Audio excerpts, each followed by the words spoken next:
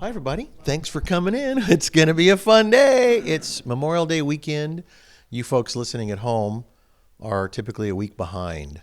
So, first of all, thanks to all the families that have endured losing one of their family members to give us the freedom that we enjoy today, because it is not a freedom that comes for free. It's been paid for with the lives of others. So, just start that. And yes, you're probably hearing it a week late, but I want to talk today about attitude, because attitude, there's an old saying, attitude is latitude, but actually attitude is altitude, because the better attitude you have, the higher you can rise. So I say that because I've been working hard. I got up this morning at, I don't know, it was 5 o'clock. And I went out to Tall Timber Ranch, of which I hadn't had a chance to go back and get my tractor. So I went out to Tall Timber Ranch and I was trying to be quiet, and chains on steel deck of trailer are not very quiet. So I'm sure I woke people up, but I was trying my best. But I went out there and my back hurt because I worked all day yesterday at a big parking lot sale we had at this plaza that we have here. And I was tired. I was really tired. But I remember thinking to myself, if you're going to do a job, do it well. And so no matter what it is, I felt constantly these little urges to be lazy, to not tie things down properly, to not, look twice before you drive the tractor on the trailer. We've all seen those YouTube videos of the thing flipping over because somebody's being flippant. That's a good word for flipping. And I was very cautious because I recognized that my monkey brain is always trying to distract me in an important moment. The monkey brain is there working overtime all the time, saying, look over there, look at this, check this out. What about that? What about that car you should have bought? Or what about this or that? Or, oh, you're not going to get to the talk on time. Or all these little things that I'm doing something I could die right now. Shut up, monkey brain. I need to pay attention. So it's almost like if you could have seen me, you would have almost seen me shaking my head like, shut up, because it's like, I don't want to die today. I want to live a good long time so I can do what God wants me to do with this life he gave me. So I kept on double checking everything as I was loading, because I'm by myself. It's just barely light. And I loaded it up, and then I put one chain on. I thought, well, if this tractor was to, the trailer was to jackknife while I'm driving down the freeway, this tractor would fly off of this trailer and turn into a hurling mass of metal. So I thought, I need to put two chains on it. So I put two chains on it, and then I went to the back and I put the biggest chain on the back, because if I have to slam on the brakes, a big, heavy chain is what I need. And thinking, where can I tie it down to the most important? So I'm going through all the thoughts of when you're dealing with something where there's people's lives involved, you can't be flippant about it. You can't be cavalier about it. You can't be lazy about it. And so on the way home, I was thinking about, how important really everything is like that. Because I met a new young guy here recently that is renting a place from me, and ambitious. And I'm watching him, and he's trying his best to watch his P's and Q's around me, because I said, hey, listen, no F-bombs. I don't believe in that. You're going to have to curtail that, because everything he was explaining to me is F-bomb this, F-bomb that. And I'm like, do me a favor. Try not to talk using that word.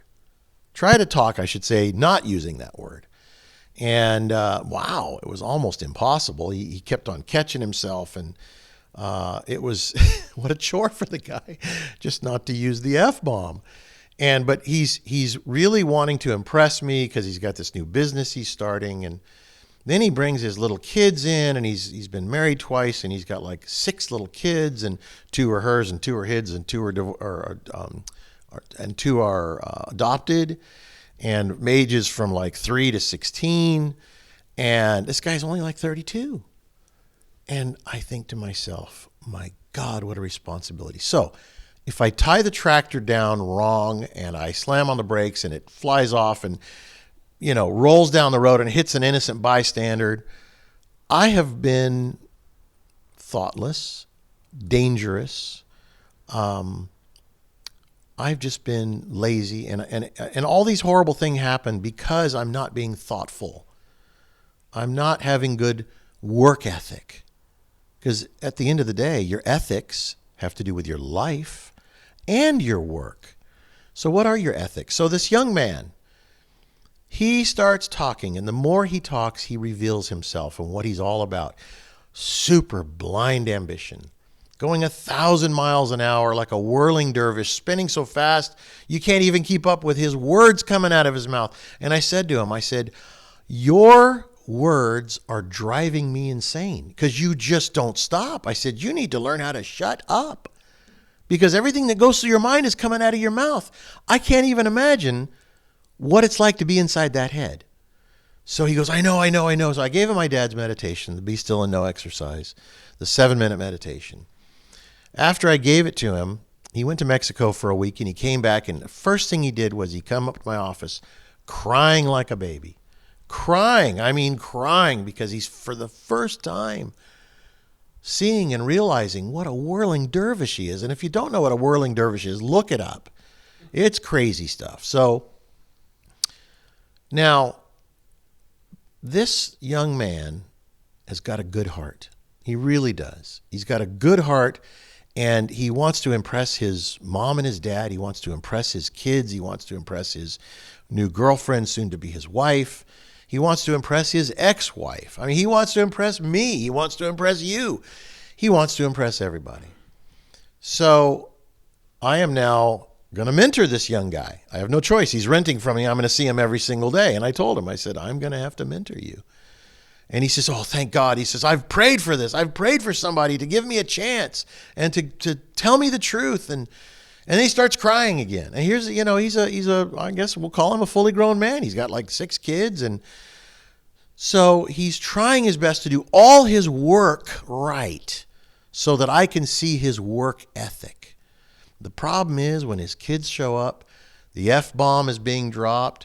His emotions are on edge. He's impatient with his kids, and he doesn't know how to separate his work from his family. The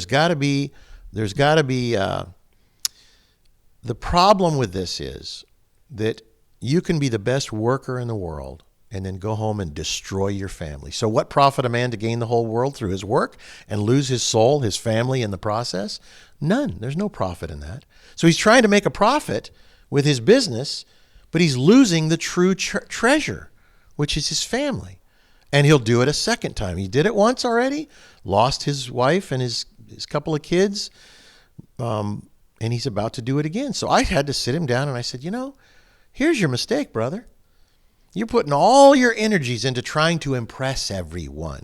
Impress me. Impress anybody that walks through the door with your knowledge and your understanding of this thing that you're doing.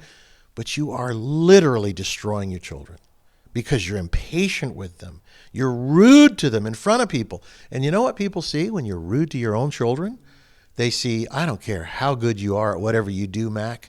That was wrong. That what you just did to those children was wrong.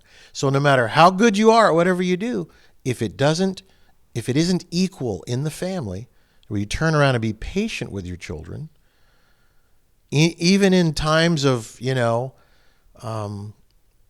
when all about you is going crazy and you aren't the one that stands firm in your calmness so that you can deal with all about you. What's that Rudyard Kipling, when all about you are losing their head and blaming it on you? Even if they're blaming it on you, because this is what happened to him the other day. They were blaming him because he got here a little bit late, and he says, well, I had to meditate before I came, and he's got an answer for everything, And even though you're like, oh, okay, you had to meditate. Well, okay, well, that's okay. Well, the truth is he was probably smoking what he called a bowl of weed, right? So, and he talks about it right in front of his children. I'd normally be smoking a bowl of weed, but I sat there and meditated. And I'm thinking, your kids, your little children right there? I said, how is it he can be so blind? That's why they call it blind ambition, isn't it? Blinded by his own ambition. destroying the treasures that God has given him, these children.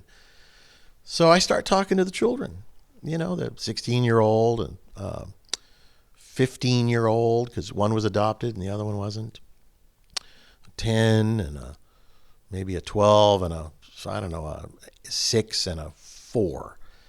And I was amazed at what I saw. I was really amazed. Is that I said, so what do you think about your dad? I said, I'm just meeting him. What do you think about your dad? When I was by them by themselves. And he's running around making deals, doing this, because we had this big parking lot sale. And he says, this one boy, I think it was the adopted boy, he says, I'm proud of him. And I said, you're proud of him? He says, yeah. I said, he's a little tough on you, isn't he? He says, yeah. I said, you know what? It's going to make you a tough guy. You're going to be tough. I said, but you can round off the edges, not make them so sharp. I said, I watch him with his dad who came to visit. He's rounded off the edges from his dad. And I said, so learn from him, take the good, forgive the bad. And I thought, isn't that interesting? The boy forgives his dad right on the spot, even though he had just gotten yelled at. I mean, yelled at. And so then there was the daughter who was 15. She had also gotten incredibly yelled at by her dad. I mean, he was yelling at everybody. He was even yelling at some of the folks that were there to help. Because he's a leader. He's, in his mind, lead follower, get out of the way. And I thought, this is an interesting little family. And I said, what do you think of your dad? She says, he's a good guy. And what I saw here was that our children are willing to forgive us, and it's amazing until you push them to the point where they hate you to the end of the earth and back, and there is, believe it or not, forgiveness there still. Because you think in your mind, and they may run away from you because you have pushed them away, but they still want to forgive you in the end. At the end of the day, we love our parents, good, bad, or ugly. We know, forgive them, Father, for they know not what they do.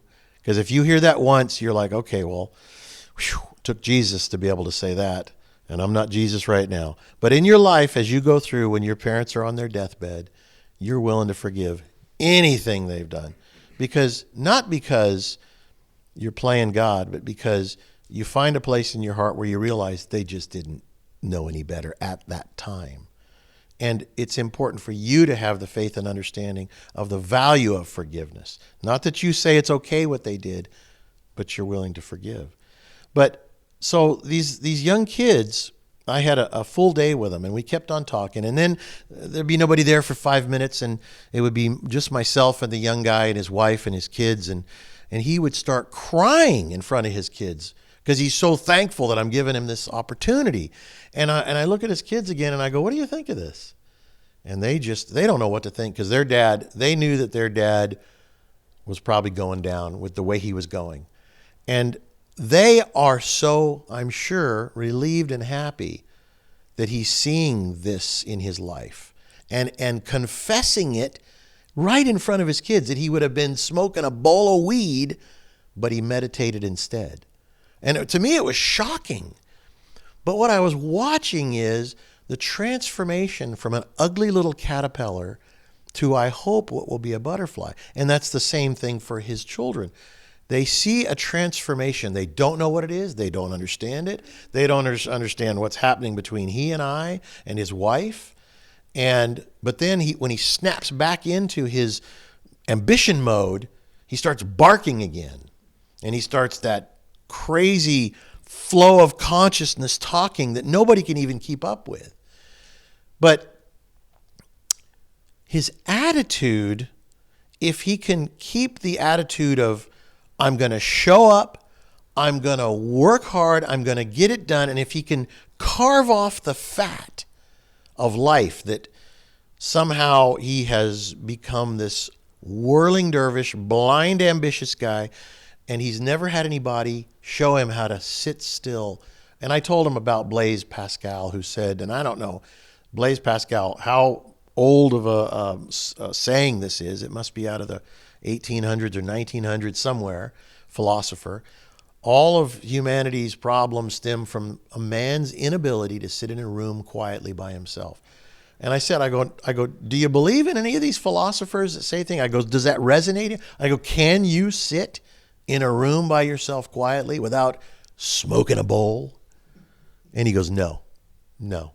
I said, this is what you're going to have to practice. This is what you're going to have to learn, is how to sit still and be quiet so that God can put his love in your heart, his understanding, his wisdom, and his path forward for you. And not your own willful path forward, not your own contrived, I'm going to be this guy. And then you start to try to be that guy. And truthfully, that guy that you're trying to emulate, you don't know what it took him to get there. So you're just making it all up as you go, which is okay as long as you take the bowl of weed out of there and you take the blind ambition out of there and you start seeking first the kingdom of heaven and not that guy and what that guy is and represents, whether it be a car guy, a rich guy, a motorcycle guy, a woodworking guy, because we all have these people that we look up to. So the day went on, my day yesterday went on, and this guy worked so hard. At the end of the day, his voice was literally like a box of gravel rolling around. He was having a hard time talking, and it was just gravelly because he had been barking all day.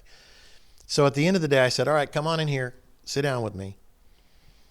And he's like, yeah, what's going on? What's going on? And his voice was, oh my gosh, it was hard to listen to, truthfully. And I said, all right, so here's what's going to happen. You're going to be quiet. You're not going to talk. And I'm going to do a little bit of talking. He says, yeah, I really need to not talk so much. And I go, there's the guy I've been looking for. This quiet, more thoughtful, soft-spoken guy instead of this guy barking out orders like a Army's, drill sergeant. And we sat and we had a talk, and immediately he starts crying again because he's so thankful that somebody has taken a moment of time to slow him down because he's spinning so fast in his life. He's going out of control. And literally, I feel like we've talked about it before. If you're drowning in the pool and you're drowning and the person on the side reaches out and pulls you over to the side, it's nothing. It's nothing for the person who's saving you, but they are saving your life. And this guy cannot help himself. He cries, tears running down both cheeks. And his kids are there and his wife is there in the same little place. And it doesn't matter to him.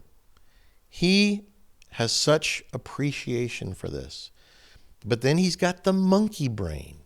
And that monkey is on his back, and he literally said, I know I need an exorcism. There is such an evil inside of me. It's like he recognizes it. The problem is, what is that meditation originally called? The observation meditation exercise.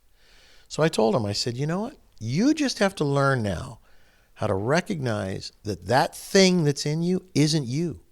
It's what you've been feeding. And you know the old story about the battle between good and evil, which one wins? The one you feed. I said, you have been feeding this thing, and now you feel like it owns you, and it really doesn't. So my conversations are going to continue on, but man, I feel like how many people are trapped in that, inside that prison, inside their own mind. And he thinks that his children, really, he's destroyed his relationships with them. And so now he has to bark at them and bark orders at them. And what is it? Rule with fear. When that really doesn't work, because they will eventually say, I'm done with that as soon as they can.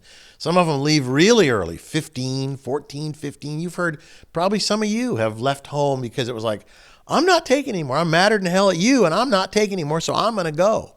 I know people that left home at 14 years old. 14 years old. He's a child. When you drive your children away like that, you got to look at yourself. And no matter how many Bible verses you spit out at me, when I look at your life and I can see you haven't moved towards repairing it or doing something that is repairing it, that God is repairing it because he sees the sincerity in your heart, then I know that you haven't gotten there yet. And I have people that are very close to me that are brilliant people that their kids want to have nothing to do with them. And no matter how much you lure them in with money and things like that, that's a short-term fix to a long-term problem. So really, it's creating a honest-to-goodness relationship with them and being able to admit you've made mistakes. We've all made mistakes. And if you can't admit it, so what I see in this young man, by the way, is his amazingly open willingness to admit he's made mistakes, but he is a split personality. He's crying one minute, and his kids see that, and they're like, oh my God, thank God this can finally come to an end. And then all of a sudden, bark, bark, bark, bark, because he's back into business. And he's like, I'm so broke. I go, well, why are you starting a business when you're broke? Well, I'm not broke. I go, how many cars do you have? You have like 10 cars. What are you talking? Get rid of some of those cars. I can't get those cars mean everything to me. I go, well, what means more? Your cars or your kids? Your cars or your life? So a lot of us guys get into things, whatever it is, whether it be cars or motorcycles, antique cars, whatever, woodworking. We become hoarders because it makes us feel good. But truthfully, when you feel that you can release these things, it's because you're on the right track. When you can release these things, it's because you are turning your face to God, and He is helping you to release them. Because otherwise, you hoard yourself with worldly things. Those aren't the treasures.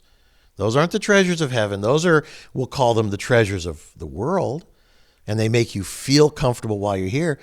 But seek first the kingdom of heaven. All else shall be given unto you. Now, it's odd because in my life, everything is like available to me on this world. And I look at it and I just go, I don't get anything from that anymore. I don't know why. I don't get anything from that. I like a good tool because I can do things with tools. But if it gets lost or stolen, well, I'll figure out how to get another one. I'm learning how, and I think all of us are on this same journey, learning how to let go and let God. At the end of the day, you got to get out of God's way. Your own will is only still your own will. You can't point your will at good and willfully make that happen. I mean, because haven't we all done that? We're like, if I could just take this energy that this young man has and really power into studying the Bible, studying Roy Masters, or meditating 50 times a day. Well, if you do that, actually, that might work. But I don't know. Hold on a second. I want to hear what you have to say. Your dad said you can't break into heaven. There you go. Exactly. You can't break into heaven. But, truthfully, there you go. Because we can't point our will. The will is the Antichrist. I think I said that in another talk. God's will be done. Your will is the other entity. So you got to get that will out of the way. Chuck looks like he wants to say something over here. I don't know. You look like you wanted to say something. I agree with you. Okay, well, that's good. You had a smile on your face, and I thought, there is the smile of either I want to say something or I agree with, which is good. Hold on. I'm going to bounce around the room. He doesn't have a will. The will has him. Yeah. That's basically it. He doesn't know that he's under a spell. He thinks it's his thoughts, but it's something else in him. No, that's absolutely true. He thinks that monkey brain is his brain. And when he's starting to realize there is a difference between good and evil, and it both exist in him, and that one is evil and one is good, and he all of a sudden realizes the quiet still voice, the quiet still conscience, little knowing is the one he should be listening to, because there's a monkey in there barking at him. The same way he barks at his children and even people that were there to help him. One person said, I'll take him out. And I was like, oh, no. And it was a woman. Yeah, I noticed that with me. I'm just referring to myself because that's what I saw with myself, that very people-centered, like, the world, because people pleaser. As like the meditation Roy brought me to, that inner common sense, that's like the opposite of. So I mean, you know, when you're talking about this gentleman and him crying and everything, and I mean, I can relate to that because I don't know, I was just so people focused, but that inner conscience is not, it's not like I was driving here and, you know, and getting thoughts and stuff. It's not, the conscience is not talking to us, right? So we have the world, we have the people, we have the mind that's talking to, it's all like verbal, it's words, but yet the common sense is silent. It's like a silent partner. So we have to kind of relearn how to refocus to that, because the whole world isn't opposed to that. I got to tell you, I like that. The conscience is a silent partner. And it's true, because it shouldn't have to yell at you. It's like, if you just think of the movie Willy Wonka and the Chocolate Factory. Remember when the little girl was like, I want it and I want it now. And he's like, no, don't do that. Stop. You're breaking the rules. He wasn't yelling at her, and he actually kind of looked the other way and looked at his fingernails and went, no, stop. Don't do that. And of course, she wasn't going to listen no matter how he yelled or whatever anyway. So he thought, why yell? I said no. That should be good enough. So it's so interesting how we have a monkey brain and we forget that. We literally forget after a while, if we're not careful, if we're not centered through an observation meditation exercise or just simple observation, right? You know how my dad always says, I live and I live in a meditative state? That's the observation state, the calm, and just being an observer. And then when you hear these crazy thoughts, like I said it last week, we were listening to last week's show, and my wife looks at me and she goes, what? No, what? And then, of course, I said, but that's what my monkey brain was saying, because I said something that was shocking to her, like what was it that I said? Something about just an evil thought, but it wasn't my thought. But I said it, and when I said it, she kind of was doing the dishes, and she looked at me like, what? And I said, but that was my monkey brain, and I just waved it on. Like, I don't care what you say to me, monkey brain. Wave it on, or just ignore it. It's like my dad said. We've heard Chuck Williams brought in a talk, and we played 2 minutes of it. And I heard something that will last for the rest of my life, which has happened to all you guys, I'm sure, with my dad. Something about, when you hear the dark side speaking to you, don't engage with it. Don't talk to it. Don't agree, don't disagree, don't just let it be. Just be an observer. Like you're watching television and two people are having a conversation. You don't yell at the television. Sometimes we do. But you know what I'm saying? You can't get involved with that conversation, because it's really not, it's not even you. It's just a television playing in the background. And that happens our whole lives. There's a reel playing in the background. Almost like the Chinese water torture, which is upon America right now. But it's playing there, and it's designed to like torture you, to antagonize you, to tempt you to react, and it'll keep playing on and on and on and on and on. And you want to start yelling at it, saying, shut up. And then all of a sudden you see people walking down the street in San Francisco yelling at somebody. That's what they're yelling at. Yeah, there was a guy at the Starbucks the other day, and I've seen him before around town, and he was, like most people, he was possessed, but he was having a continual conversation with himself or somebody, but it was that spirit. And he was in there for a long time, he's talking to himself, he's looking at the mirror, and he's just having this full out conversation, and people are sitting there having coffee, and the Starbucks people, and finally I spoke to him, You spoke to him. Because nobody was saying anything to the man, and I said, I know you have issues, but people are sitting in here, and I was polite to him, and he went outside, and then I saw he had a temper tantrum outside because something really pissed him off for what I said. Yeah, exactly. But I was not like coming down on him or anything, because I understand what's happening with him, Yeah. But like, okay, if I see something like yesterday, I don't know, I said something to somebody, I saw something, and then you know that playback, like in the mind. Well, that's the monkey. But there's something behind that monkey brain. It's like a spirit, right? Well, what it is, I'll tell you what it is. When you say something that you either regret or are proud of, okay, pride. Yeah. But what it does was the monkey brain wants to grab anything and everything it can. If it can't make it up its own self, it'll start to then play back something you said and start to create doubt.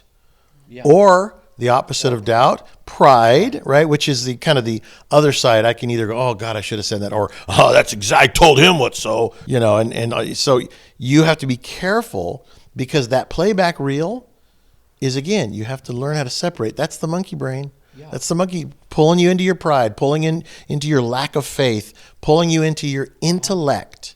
But there's a spirit doing all that, right? It's all orchestrated. Of course there is. Yeah, of course. Yeah. It's not listen, just the brain, right? You know what they call AI? AI, artificial intelligence. That is the original artificial intelligence. Yeah. So the whole talk today was about attitude is latitude. So the day went on. My back was hurting me. I loaded this tractor up. Back to my tractor story. I love tractors, by the way. I'm creating a new meditation called Be Still and Mow. I got that from Pat Kelly, which I think is brilliant. When you're on your lawnmower or tractor, you're at peace with God. Anyway, I loaded it all up, and then I thought, all right, this is a heavy tractor. My truck is a little light duty. So everything I wanted to do, I wanted to have a good attitude about, even though my back hurt a little bit from working the day before. And I started, so I'm checking myself constantly, not being fanatical about it, but trying to make sure that towing anything down the highway is a responsibility of the person behind the wheel. Because haven't you ever seen those videos on YouTube of trailers spinning out and things falling? Somebody gets hurt. And it's usually not the driver, but the driver eventually will get hurt because that isn't the first time that's happened to that person, But so I wiggled the trailer. I was going about 30 miles an hour. It's fine. I wiggled the trailer, moved the wheel back and forth a little bit, 40 miles an hour, 50 miles an hour. I thought, that's fast enough. I'm going to go down a 2-lane highway, one in each direction. There's no guardrail. There's no nothing. If that thing starts flopping around, I could kill a whole family. See, so I want to be responsible. But it comes back to everything we do. If we lived our lives thinking about other people instead of just our selfish selves, if we think about how does this ripple effect of my life, how is it going to affect my children, an innocent bystander? You just being thoughtful in your life makes the world a better place. It really does. So I got down the road, and then I realized I was completely out of gas, and the gas station wasn't open because it's Memorial Day weekend. I sat there, and I was like, okay, well, they said 7 o'clock. I waited. I had to wait 20 minutes from 6:40 to 7 o'clock. Then I waited till 5 minutes after 7 because I want to be on time here. And I looked down, and I go, okay, well, I don't know if I can make it all the way back home. Something said, you can make it. So I drove slowly, and I made it to the gas station 24 miles away. And I said a quiet prayer of thanks, because when you're doing what's right, you fall into God's protection. That consciousness, you fall into God's protection. I thought, well, I can always take the tractor off and drive my tractor the rest of the way home and get some gas. But I just am living in a more conscious state of mind, which gives me, instead of all these monkey brain thoughts, thoughtful, in service of others' thoughts.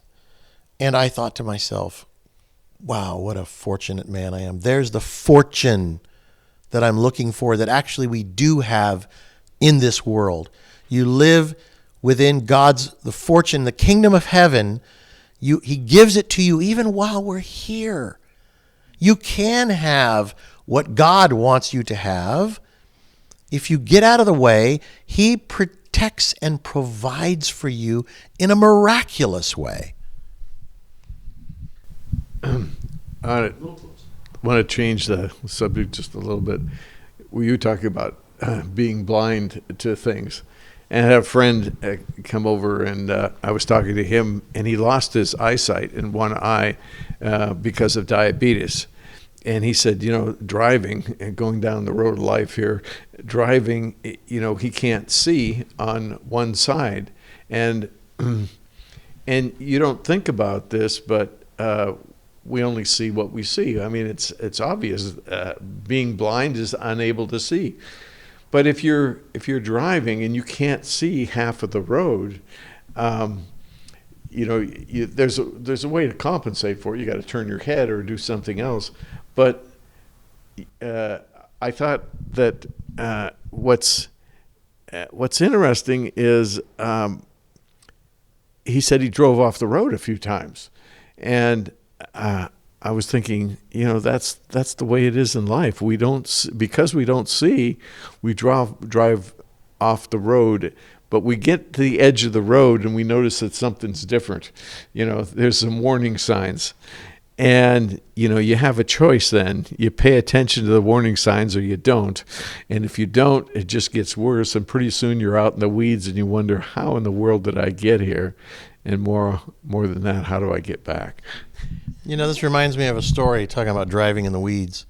When I was about 32, 1992, I bought a very expensive car hauler because I'm a car guy, and I needed it, but it would carry 4 cars, 1 over my head, 2 on the truck bed. It was a big truck, and 1 on a what they call like a tow hook. Okay, so I drove all the way to Sacramento to buy it, and then I needed to drive all the way to Portland, Oregon, which is, half a state into California, and then back into Oregon on the other side of Oregon, and I needed to be in Portland, Oregon at a certain time.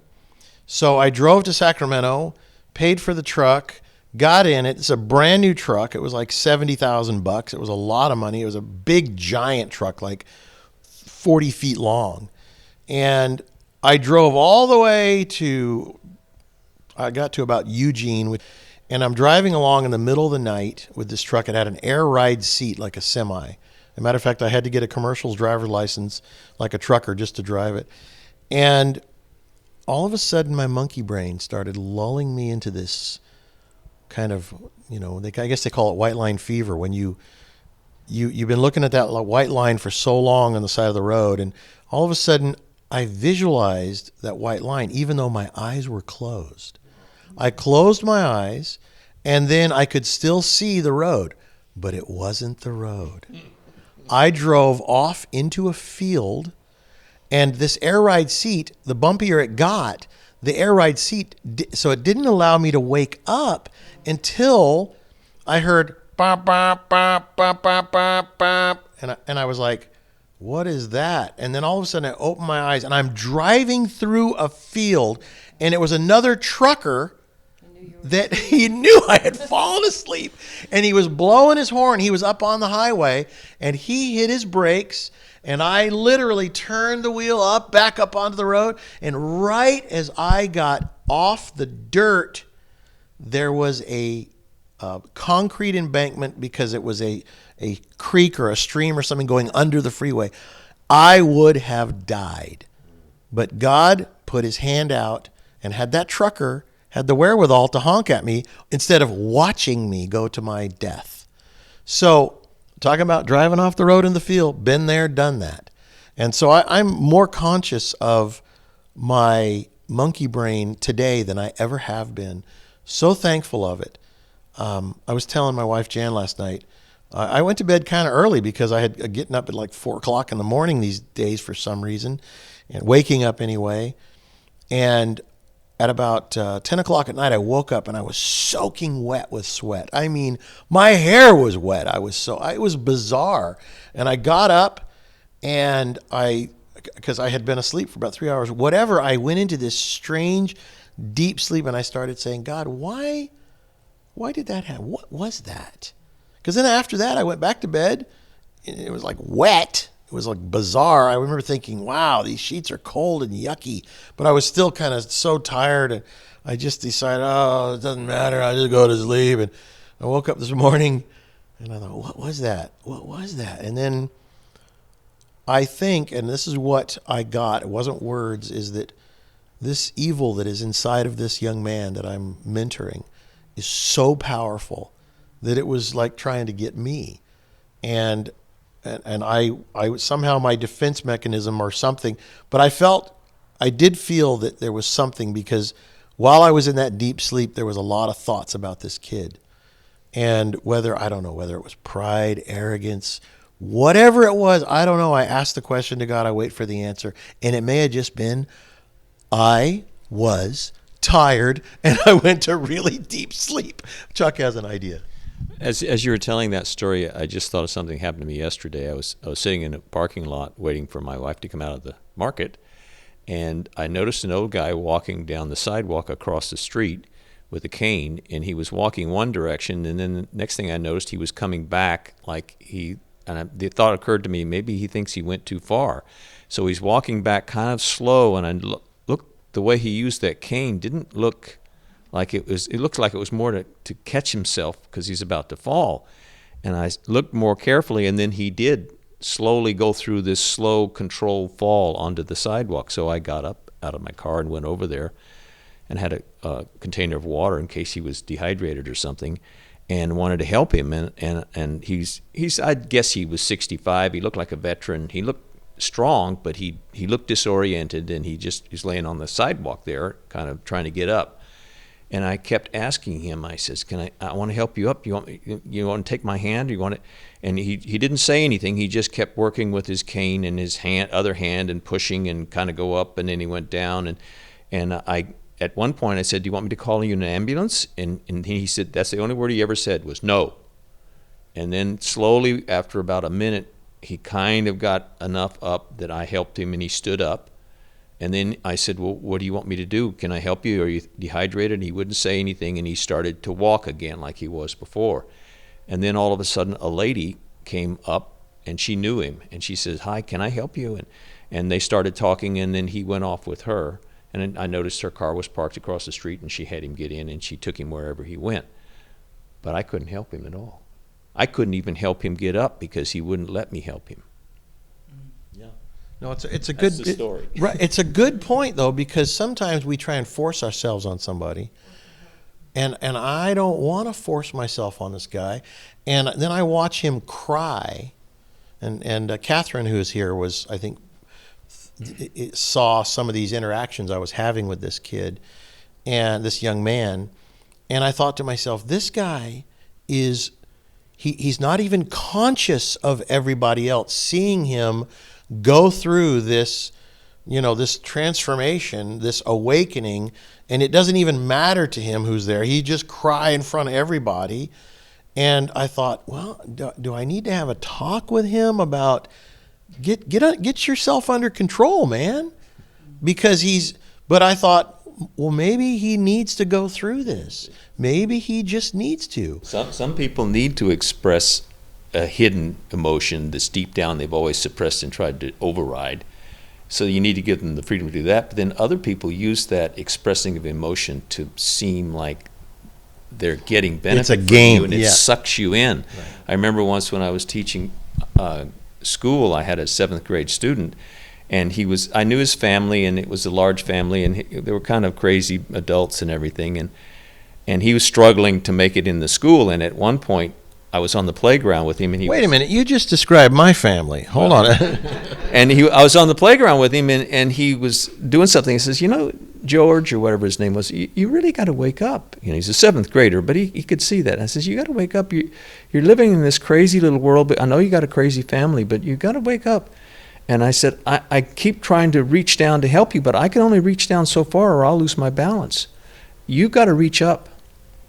And that's what came out of me. And I don't know what happened. He didn't seem to change any, and my life went on, his life went on. But still, Yeah, but I learned that lesson. You don't reach down too far. Yeah. You reach out, but at some point, if you reach out too far, it will suck you in. And it's good that you go through that and find, what will happen is there will be something in you that I believe is his presence will warn you when you've reached too far or you're reaching the wrong way.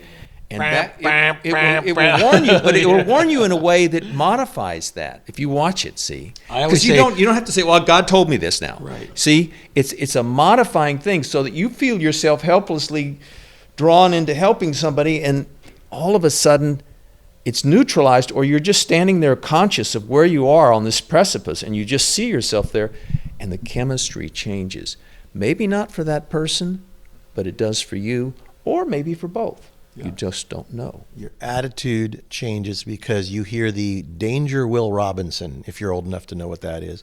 If you ignore it, then danger happens. If you obey it and are obedient to God giving you a sign you're going too far, back off, all of a sudden your attitude changes.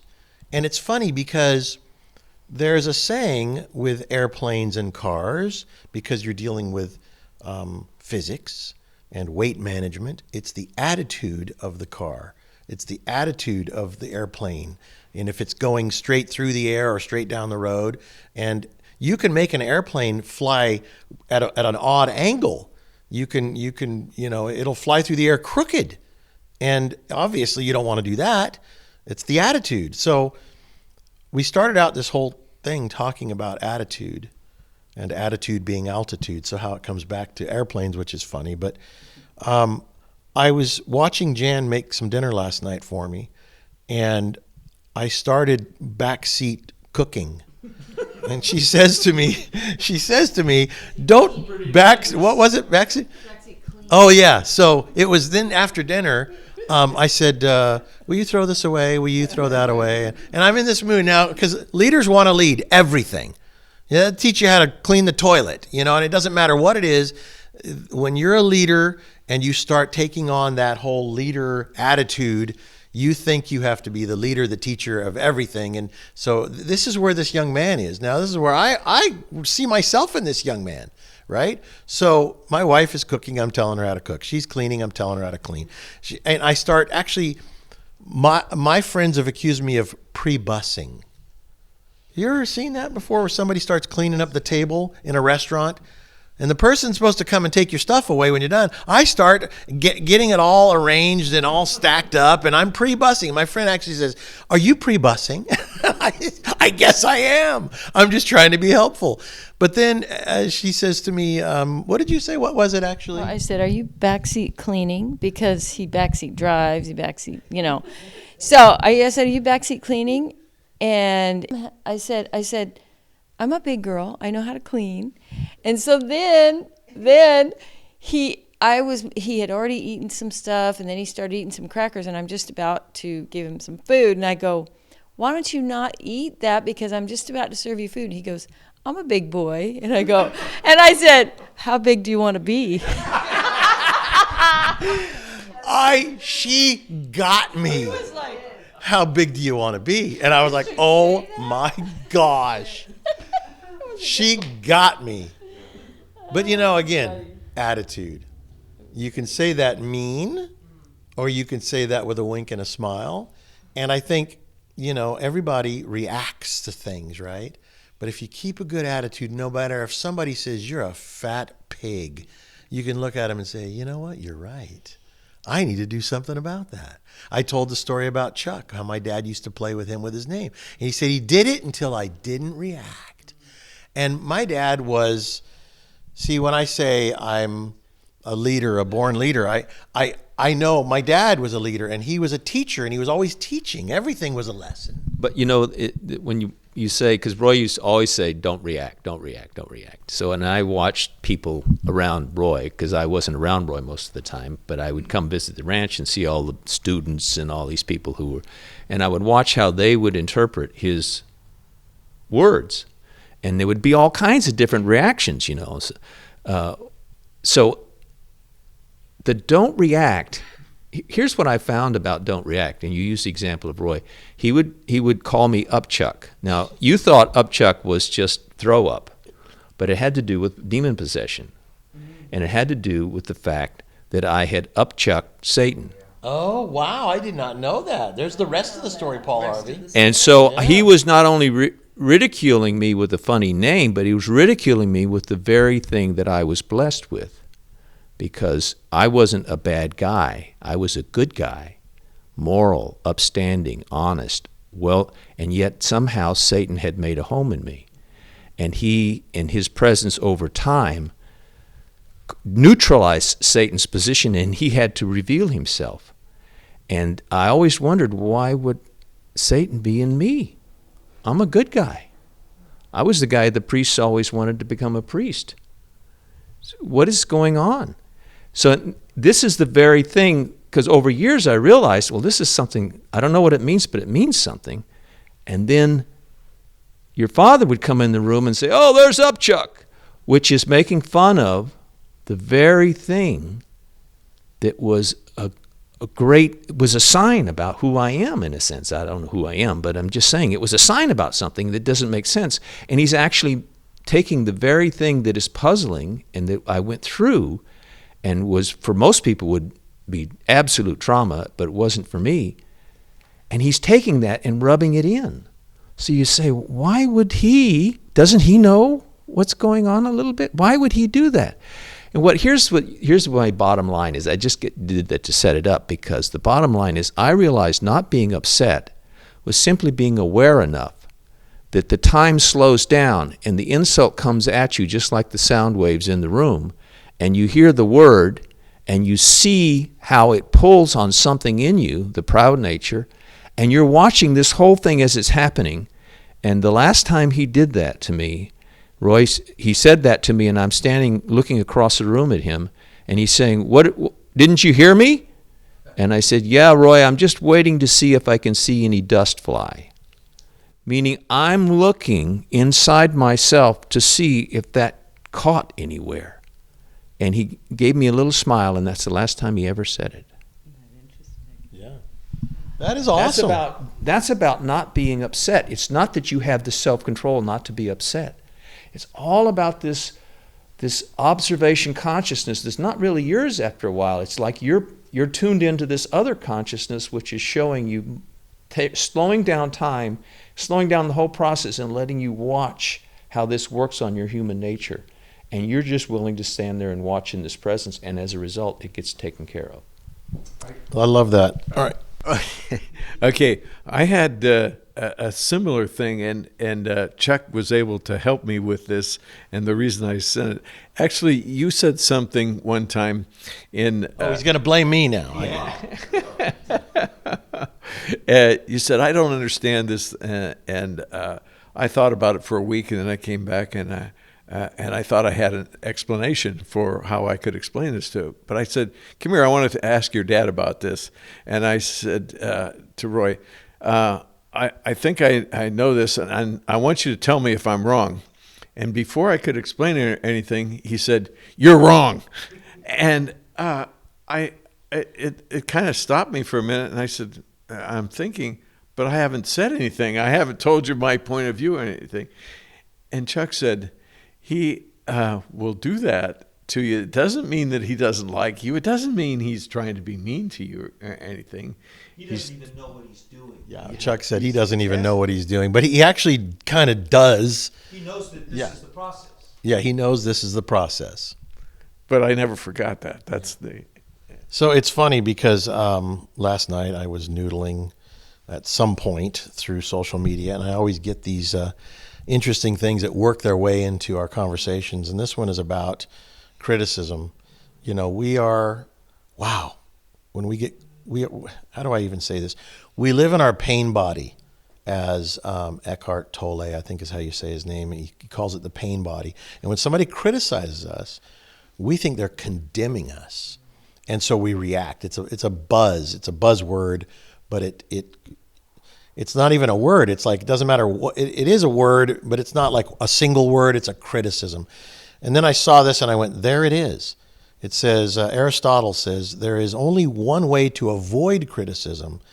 Do nothing, say nothing, and be nothing. Right? So if you don't want to be criticized for what you do, no matter what it is, whether, my dad is not, that's not criticism. It was like a test for you. And the same with Chuck. And the same with me all throughout my life. But I used to just think, why is he criticizing me? That was the test. I was in school. That was the test. You are in school. That is the test. And that's, I think, the power of us doing seminars and things like that. Because if somebody criticizes you in the world, you just take offense to it and you can flip them off or yell it back at them and create an argument. But if you realize that your whole life is a test, and it's like my dad says, if you fail the test, you'll have to wait till the next time you get another test. Somebody's actually doing you a favor to criticize you or to be cruel to you or mean to you. Life is the test.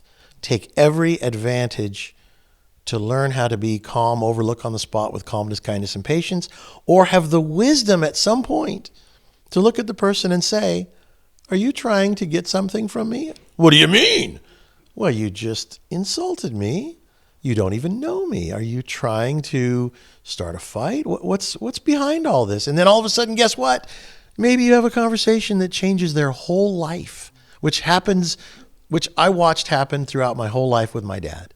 It was no matter where he was, whether he was in a hospital, an ice cream store, as he used to say, the House of Pies, because there was a place called the House of Pies. And that was like the most marvelous place to my dad. Who wants to go to the House of Pies once a year? And we're like, well, being that you won't let us have any cake, cookies, candies, chips, or anything, we'll go. And it was like no big deal, but it was for him. And he got to eat all the leftovers, which there usually wasn't much. But my dad would talk to every single waitress, proctologist, whatever, anywhere he was doing anything, that was always a conversation about life. And somehow it would start, and he would corkscrew himself into their mind a little tiny bit and find out what makes them tick. And so life is a lesson. Everything you're doing, you are being put to the test in one way or another. And you can either make it a lesson or you can just ho-hum your way through life. Oh, well, that's just my lot in life. And so for me, I've learned how to have a better attitude. Attitude is altitude. And I've learned how to truly overlook. You can say that. You can say, oh, I overlook on the spot with calmness, kindness, and patience all the time. But you really don't. You just kind of shut your mouth and judge or whatever it is. Once you really get to that point where you can overlook on the spot with calmness, kindness, and patience, then that is when, grasshopper, you have taken the stone from the master's hand, because you become the master and you are able to help other people. And I can't say I feel like that about me, but I tell you what, I feel a whole lot of peace and calmness in my life. And I feel the temptations, and I realize God has given me this role out of my brothers and sisters. Maybe my dad was one that asked me to do it, but God gave me this role. And so I have really stepped back and say, what will you want me to do, God? What is my job?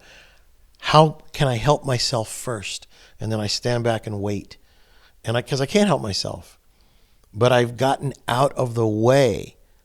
And even when I do something and I get out of the way and I was supposed to act and I was like, well, I was waiting for you. And he's like, well, I put that there for you to deal with it. Life is all test. It's all a test constantly. And the grade, you get your grade on the other side. So you don't ever get to find out what your grade is. You're always wondering, am I going to make it? My sister says, if there's a heaven. I'm like, no ifs. No ifs, ands, or buts. It's just funny. Life is funny. And I'm enjoying it as much of a struggle as it is. I rise to the occasion. I look at it and go, this is a test. No matter what it is, this is a test, and I'm going to have fun with it. So you're talking about grades and your awards and your recognition. When I was drafted in the Army, and when I was in the Army, I ended up in a station overseas, and the colonel that was in charge of my company, over time, I was his driver for a while, and he got to know me, and I ended up doing some things that put him in a real big spot because I spoke up against a captain, and the captain wanted me court-martialed, and the colonel knew that I was right in what I said, so he said, just stay out of the way for 2 weeks, and I'll deal with this. So anyway, at the end of my serving there, he gave me a good conduct medal, which they typically do at the end of 2 years in service, and you didn't do anything wrong, you get a good conduct medal. So I got the medal, and when I took my orders from my assignment and was shipped back to the United States, when I got to New York, I was looking in the orders because it gives me all my records because I take them with me, and the good conduct medal wasn't there. And I found out later that the first sergeant had gotten a buddy of his to pull those first conduct medals out of my records so that you would never see that I won that award because he hated my guts because I was too honest with him. Which is funny because that So that's my honor. right, and it really, at the end of the day, And it I wore is. my good conduct medal on my arm or lapel anyway. I said, I funny. don't care what he did. But it's just like the scarecrow and the lion. You know what I'm saying? They thought they had to have these medals, which we'll call these diploma things that you put on your wall when you get go through your schooling, and technically, it doesn't really add up to a hill of beans. Unless you're a doctor, you need to have that, or you're a lawyer, you need to have that. But in life, I've won all kinds of awards, and one year I won like 14 awards, and then the next year came, and the person that was in charge of this stuff, they said, well, what are you going to put in? Because you would put in your work to have it judged by your peers, and you would win awards in these different categories. And I said, no, I'm not going to participate this year. Because, see, you get high on winning awards. You get high. You feel better about yourself, more important about yourself. And when you get your diploma, I'm a doctor. I am better than you. Or if you graduate from some prestigious college, I'm better. And it really is not true. It is, you're not any better. Matter of fact, that's a step down because you think you're better. Yeah, since tomorrow's Memorial Day, I love reading war stories, not because I love war, but the drama I've seen in a lot of like the Medal of Honor winners or these tremendous, brave people. They don't necessarily want the award because the award itself. Because they're humble. Yeah, and the award itself can be a temptation to, take pride, especially the Medal of Honor. But these guys were trying to stop the killing. That's the bottom line. They were going to save their people. That's simple. They were just led to do that. Well, we have a couple of folks in here, and Chuck just said he was in the military. Chuck, thank you for your service. And I have to imagine you might have also. Thank you, Roger, for your service. Anybody else in here in the service? Oh, there's another one over there. Thank you. And for these people listening out there, thank you, because without your sacrifice, your time standing guard, our country would not be what it is today. We wouldn't have the freedoms we have. It is that you gave that gives us the freedoms. Roger. I want to circle back just to one thing. Chuck said, he didn't understand why he was, had this evil in him. But it reminds me of when people came to Christ and they said, why does this man have this ailment? Is it the sin of his father or the sin of his something that he did? And Jesus said, no, it's to show the glory of God. And I think that's what your exorcism was for, is to show that very thing. Yeah. All of us have the monkey brain, the evil within. And I remember when my wife and I, on my 30th birthday, lost a baby. And I remember Chuck said, why me? I'm a good guy. I said those exact words. I said, why, God? I'm a good guy. Why would you take my baby? And that was the wrong way to look at it, because those were the days that I start to define myself, who I am as a man. And I had to realize I'm nothing without him. And so we all, think we're good guys and good gals. As Chuck was telling the story about the Medal of Good Conduct, something came to mind. I read a book by a gentleman. I think he was 18 when he had a life after death experience. He was trying to get into the Army, and he was ambitious and all this stuff. And he dies on the hospital bed of pneumonia and has this short afterlife experience with Christ, the light, showing him his life. My favorite part of these books is the life review, because it tells everything. It's amazing. So this 18-year-old life is looking at his life with the light standing there, and the light saying, what did you do with your life? And he says, I'm looking at my whole life. I'm searching frantically for something that I did that was worthy. And I saw, where I became an Eagle Scout. Oh, there was this, I did this or I did that. And Jesus said, well, that was for your glory. What else did you do? And he says, I'm searching frantically. There it is. I wanted to become a doctor to help people. That's what I wanted to do.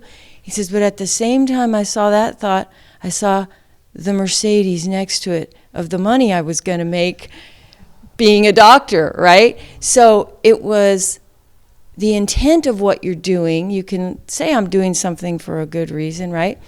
And he said there was almost a holy laughter at that one. He was giggling. But then he said, I'm not asking you what you did to honor you. What did you do to show the love that like I have shown, right? And it was just so simple and so profound. When you get somebody's whole life is like a parable, right? And what a little gem to share with others that what we're really here for.